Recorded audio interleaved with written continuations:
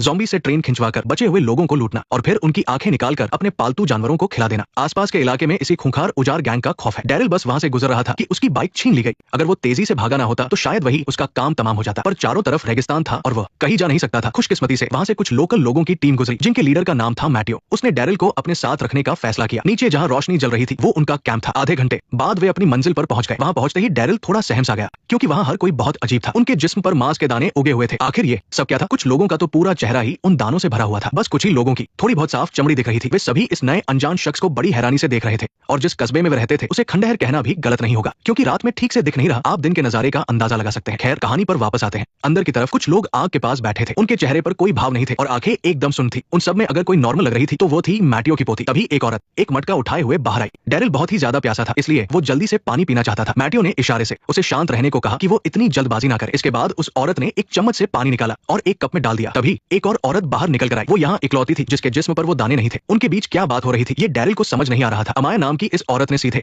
किसी से कहकर पानी हटवा दिया। फिर टूटी फूटी अंग्रेजी में बोली, ये पानी हम सबके जिंदा रहने का सहारा है। इतना कहकर वो मुड़कर चली गई। ऐसा लगा जैसे उसे समझ नहीं आया कि मैटियो किसी अजनबी को यहाँ क्यों ले आया। डैरिल को बात समझ आ गई और वो शर्मिंदा होकर अपनी जगह पर वापस बैठ गया। तो यहाँ पानी की इतनी कमी थी। मैटियो चाहता था कि वो डैरिल को सारी बात बताए लेकिन जुबान की दिक्कत की वजह से वो उसे सीधा पानी के टैंक के पास ले गया। डैरिल पास गया और टैंक को थपथपाया। फिर उसने सूखी जमीन को छुआ और उसे थोड़ी हैरानी हुई, इसलिए उसने इशारों में पूछा कि क्या सूरज की वजह से यहाँ सूखा पड़ा है। तब डैरिल को समझ आया कि असल में उनके साथ लूटपाट हुई थी। अमाया ने भी बताया, उजाड़ गैंग के लोगों ने हमारा पानी लूट लिया और उसे ट्रेन में रख दिया है। ट्रेन का नाम सुनते ही डैरिल सब समझ गया। ये वही लोग थे जो दिन में उसका पीछा कर रहे थे। वही कमीने। अमाया उससे बात करने को तैयार थी, भले ही उसकी अंग्रेजी ज्यादा अच्छी नहीं थी। डैरिल को भी बहुत सी बातें पता चली, जैसे कि ये सब लोग असल में कुष्ठ रोग के मरीज हैं। इन्हें लिम्बो लोग भी कहा जाता है, जिसका मतलब है जिंदा और मुर्दा के बीच फंसे हुए लोग। जब तक कोई उनके बहुत ज्यादा करीब न जाए ये बीमारी फैलती नहीं है। अमाया जो वहाँ इकलौती नॉर्मल इंसान थी, बड़ी मुश्किल से इन सबको जिंदा रखे हुए थी। और ये कस्बा इतना बर्बाद इसलिए हो गया क्योंकि जब ये सब शुरू हुआ था तब स्पेन में अलग अलग गुटों में लड़ाई छिड़ गई थी और उसी जंग की आग में सब कुछ तबाह हो गया। डैरिल ने भी अपने साथ हुई घटना के बारे में बताया कि वो तो बस बार्सिलोना जा रहा था। दोनों ने स्पेनिश में आपस में बात की और डेरियन से एक डील करने का फैसला किया। अगर वो उनका पानी वापस लाने में मदद करेगा तो बदले में वो उसे ये गाड़ी दे देंगे। हमारा पानी वापस लाओगे? 4-5 दिन हो गए, न पानी है न जिंदगी, कुछ भी नहीं है।